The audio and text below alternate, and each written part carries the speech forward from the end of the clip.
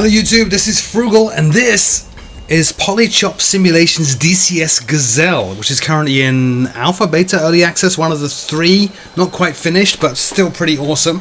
It's, I like helicopters. I'm a huge fan of helicopters. I'm completely awful at flying them. I'm trying to get better. I think the only one I can fly with any degree of competency is the KA-50 Black Shark. So I've been spending quite a bit of time in this trying to get to grips with it, and I love this helicopter. It is so frisky and so twitchy. It is not at all a beginner's helicopter, but regardless, I've been having a lot of fun with it. So I just did the auto start thing, just because I want to see the animations outside and let you hear it. Look at that heat haze coming off the back there, off the turbine, towards the tail. You see that? Absolutely amazing. Now this is a two-man helicopter. Obviously you have a pilot and then you have a weapons officer, I think that is, in the left-hand seat.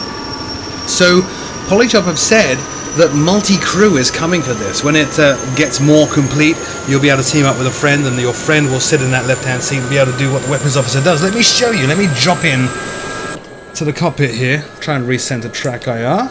This guy controls that camera over there and uses it to target things. So when you're flying on your own, as I have been, it's actually a little bit tricky to engage the bad guys. What you need to do is put the aircraft in an auto hover kind of mode, and it's not a real auto hover, I think.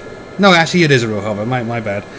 But you need to put it in the auto hover, then you need to jump into that left seat, at which point you don't have any control really over the aircraft at all. So engaging bad guys is a bit of a challenge. You know, the last thing you want to do really in a helicopter is hover in front of a target and then wait a while you lock him up and then shoot him.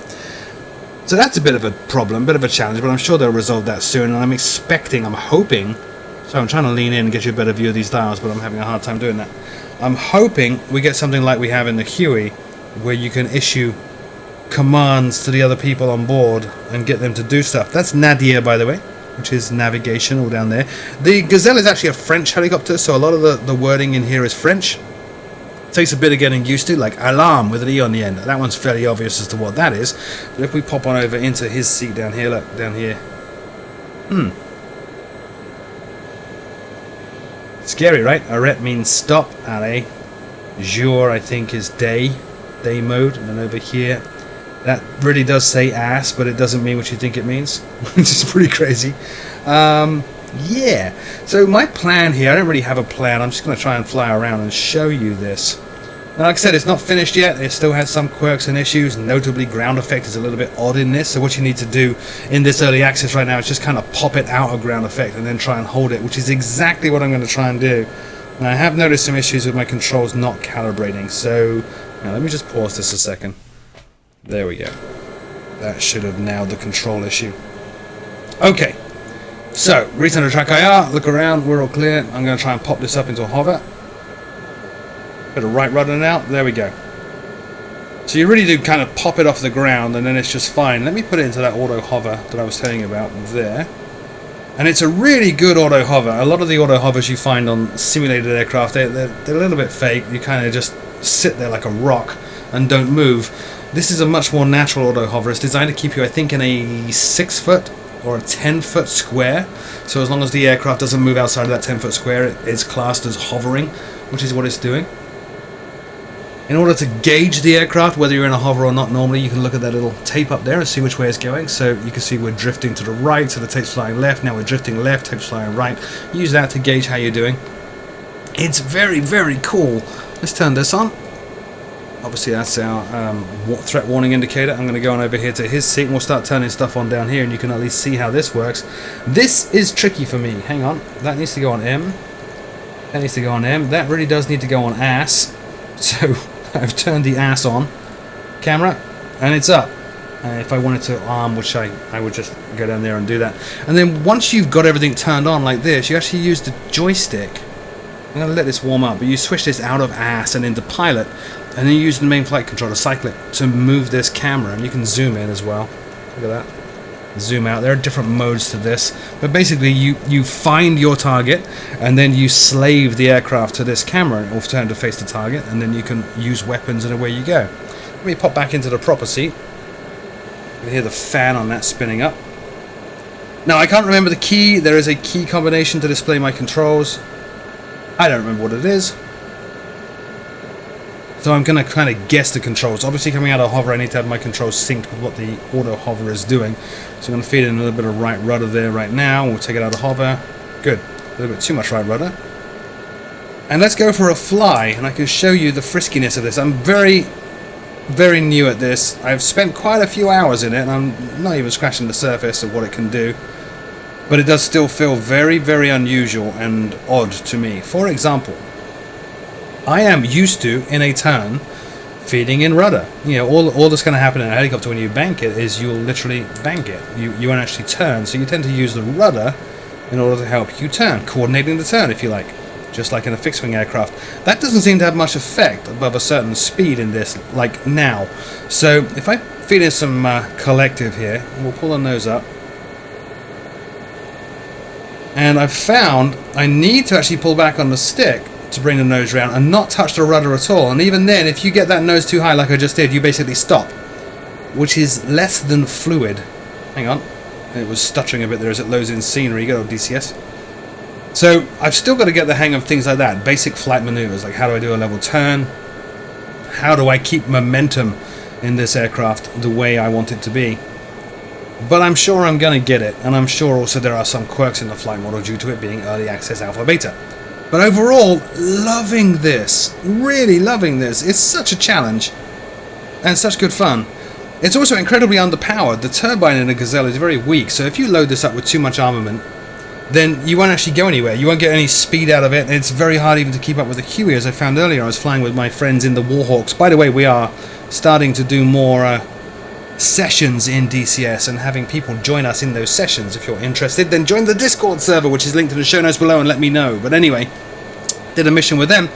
Two of those guys in Hueys doing lift operations and troop pickups, and I was trying to keep up with them, and they left me for dead. I think we had overloaded this in the mission config, and it was just so hard to maintain position with them initially. Once I dropped the weapons, or used the weapons, then things got better. I don't know why my sim is lagging out on me so much here, by the way.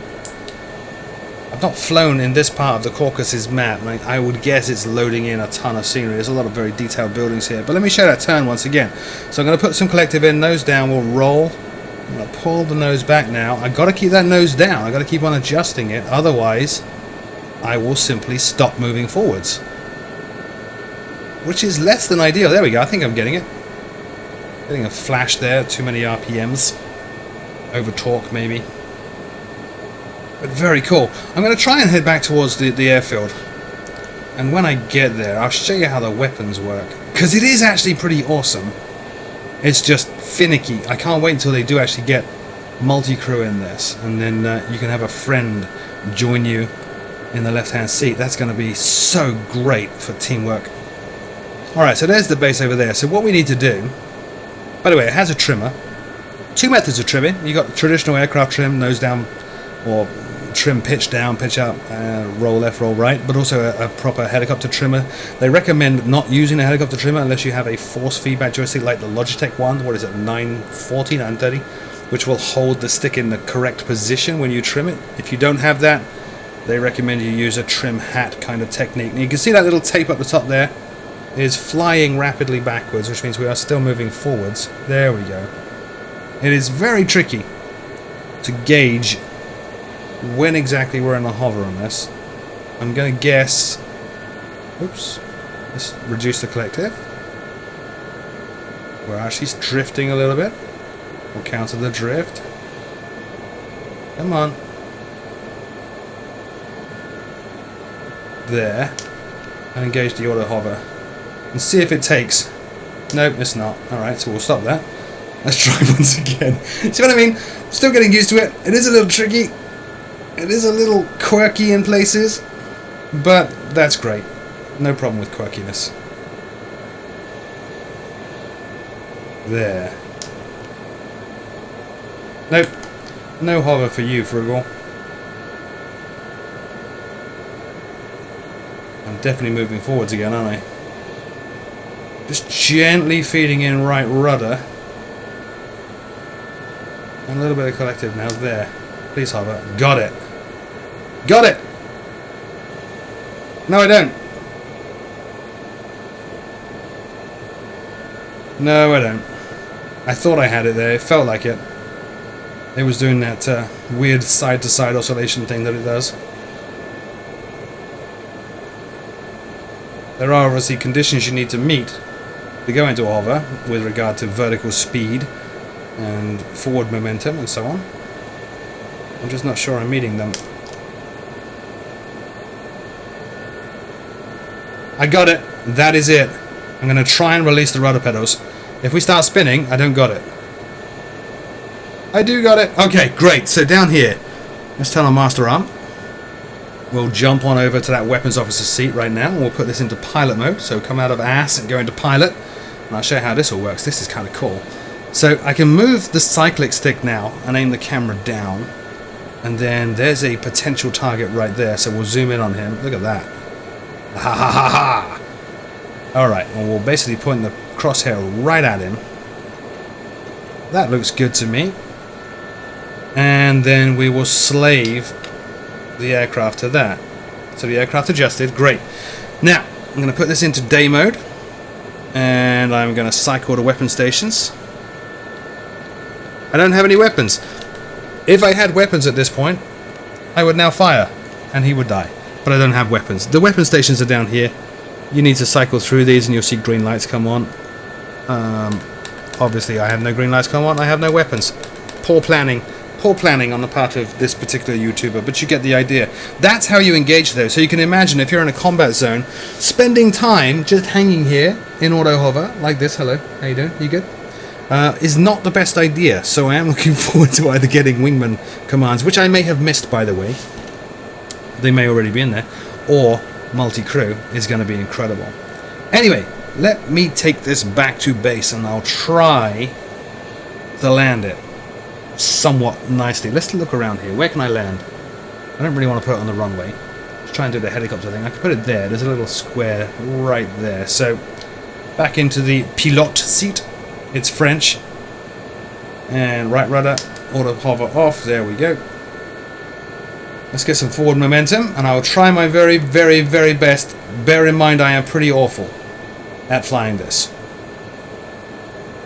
And have crashed numerous times trying to just land. It does have skids. They are called skids for a reason. You can drag them along the ground. I'm going to try not to, of course. Alright, so we're descending nicely. Actually, from now I'm approaching that square to land. It looks like a tiny postage stamp of a square, and I really don't want to land there. But we'll try our best. We'll try our best. And if all goes wrong, then I'll put it down there where I started. I just want to give you some idea of the challenge here. It is very, very frisky. Compared to the Huey, for example, incredibly twitchy. Very, very little control input needed to achieve anything. It's almost like think it and the aircraft does it. Helicopter does it. Alright, so speed is coming down nicely. We do have a bit of a drift going on. Watching my collected there. There we go. Getting a bit of a shake as we approach hover. Alright, reducing collective now. Getting a little bit of descent in there. I don't want to put this into a vortex ring state, because that would be awful. Altitude warning has come on. That red light is the altitude warning. Obviously that's adjustable, just like it is in the Black Shark. Now I'm sure once you get professional at this, and there are many people on YouTube already who are very professional at this, once you get professional at this, you can do that very cool Blue Thunder, just scream in, flare, and put her down kind of thing. That is, by the way, I mentioned Blue Thunder. The Gazelle is the aircraft that was used, the helicopter that was used in that 1980s movie, Blue Thunder. Which is why it may be familiar to some of you people. I really don't want to land here. I really want to land over there. And that is my ongoing trouble with the Gazelle. I want to go there, but the helicopter says, no, you're going to go right here. And then that's the end of that. Okay, come on, come on, come on. We can do this. That's actually not bad. Really, honest. They are called skids. I can drag it. I might end up doing just that. Oh, see, now there's a bit of ground effect coming in.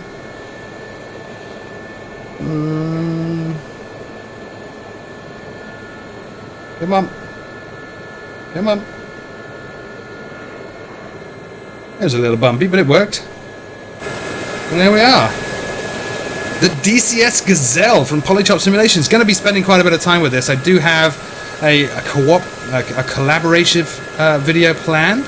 with the Northern Alex, and we will be using the Warhawks for that. We've been working on a mission involving 2 Gazelles and 2 Hueys, doing a troop pickup and some close air support from the Gazelle. So you're going to see all these in action, and we'll be working that video probably after Flight Sim Con, so you'll expect to see that sometime next week. In the meantime, I've got to get back to practicing this without you eagle-eyed experts watching me. As always, my name is Frugal. Thank you so much for watching, and until next time, I'll see you all very soon.